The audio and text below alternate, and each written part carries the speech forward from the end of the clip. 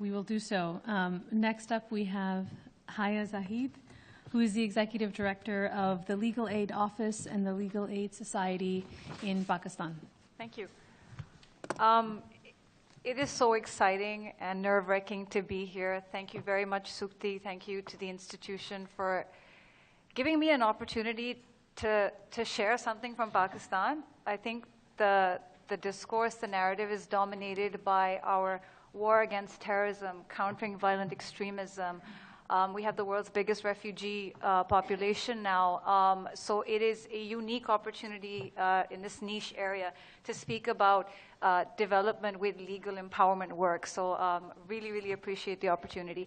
Pakistan's criminal justice space, like that of other developing countries, is a complex web of substantive legislation that comes from colonial times.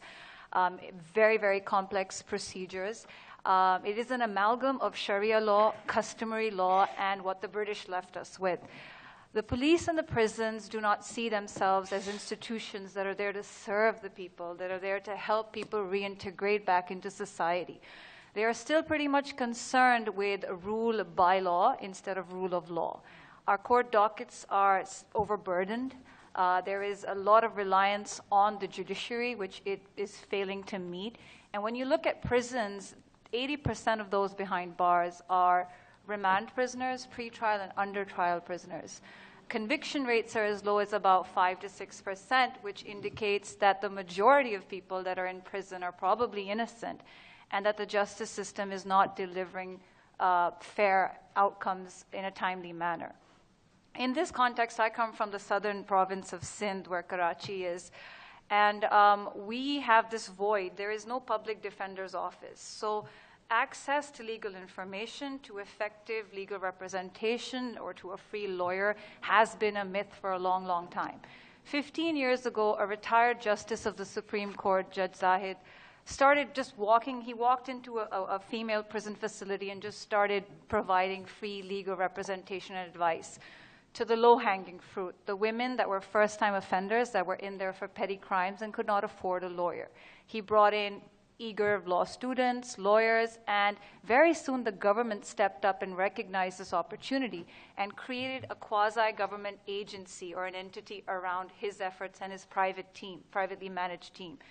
The committee, known as the Committee for Welfare of Prisoners, was established. It had the judge as the chairperson. It had the head of the prisons, the inspector general on it, and various government departments. But the beauty of this model was that it was privately managed. It started off by connecting the low-hanging fruit that I speak of, the petty offenders, the first-timers, with a free lawyer. 14 years down the road now, we are practicing and provide legal aid in 21 prisons out of 25 in the province. In the last 14 years, we have facilitated the resolution of 14,500 cases, a majority of which have been acquittals on merit. And every month, we help about 70 to 80 people get out of that environment, whether that's through bail applications, so we're decongesting prisons and getting the vulnerable people outside. But I mean, I talk about this unique public-private partnership, and from time to time we get government funding, and they recognize that it is the state's obligation to provide a free and good public defender. But that funding is cyclical. There are gaps when we've had to rely on donor agencies, and that doesn't always work out well when you're operating in sensitive environments like the prisons. And so we realized that the need and the demand far exceeds what our resources could give us at any given point in time. There are about 25,000 prisoners, 80% under trial. Everyone needs a lawyer. And so we changed our model. We were a bunch of 39 lawyers working. Each lawyer had about 40 to 50 briefs in court, 40 to 50 clients at one point in time. But we taught them interactive teaching methodologies to go inside prisons and to give legal literacy, legal awareness through 8 different classes, 20 hours training on property law, family law, what the Constitution says, what criminal procedure is, your right to be produced before a judge within 24 hours of being arrested, basic things that people did not know. So we trained about 900, and our lawyers did this voluntarily. The legal representation is what they were paid for, but the teaching was voluntary. So of course, we couldn't teach as many, but we were very excited with the kind of spillover golden nuggets we would get. A woman incarcerated was able to advise her battered sister who would come to visit her in prison that you can get a right. You have a right of delegated divorce under Sharia law. And no, you will not have to give up custody of your children. And there is where we witnessed that magic happening. Her guiding her sister and really empowering her, passing on that knowledge back out into the community. A juvenile who we could not represent because of our criteria argued and drafted his first bail application. He wasn't successful, but he called our office, asked for the books, and did it himself. Someone whose court papers were lost was able to ensure that the lawyer did not fleece him because he knew that these papers are going to be provided to me free of cost. My lawyer does not need to keep getting money off me for this. So we were very excited about that, but again, we realized that our lawyers just can't train enough of them. That's when we started the prison paralegal program. And it was just about sustainability more than anything else, because I understand that in Malawi and in the Ivory Coast, you have community paralegals, perhaps in Kenya as well, as I just learned. But we just went into the adult facilities where they had big populations of convicts. We screened them. We looked for the literate ones that could read and write the national language, Urdu. We looked at the ones that were eager to do something, to be involved. There's this entire idle strata with nothing to do, nothing to look forward to, but the common thread was that they had witnessed the same frustration of a flawed system. And we were able to sort of tap into the availability of those convicts.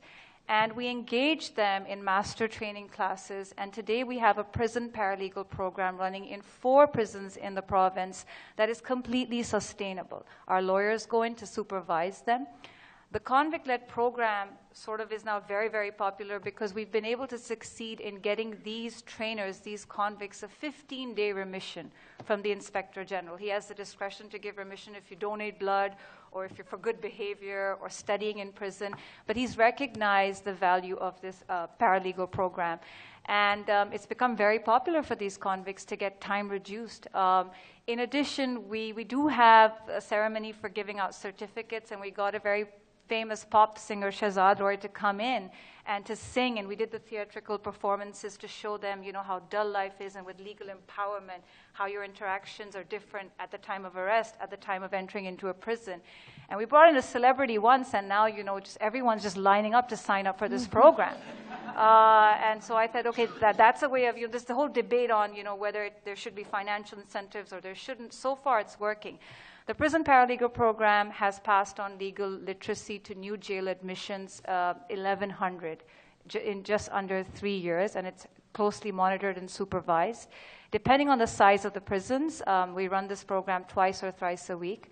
And I just want to say one quick success story about a paralegal, Asim, who's been with us for 2 years. He had multiple cases registered against him in different cities across the country due to an enmity with extended relatives that were eyeing some property that his father had left him. And he was fleeced by 4 lawyers. And after going through the classes and learning enough about the law, he was able to use the law to represent himself, and he has won his first case after 4 lawyers who fleeced him and taken money. And now we're helping him represent himself in other provinces as well. So we've done a baseline, and we're looking to document and get more evidence about the multiplier effect of this program that is led, run, and completely sustainable and done by the convicts in Pakistan. So thank you very much. Thank you.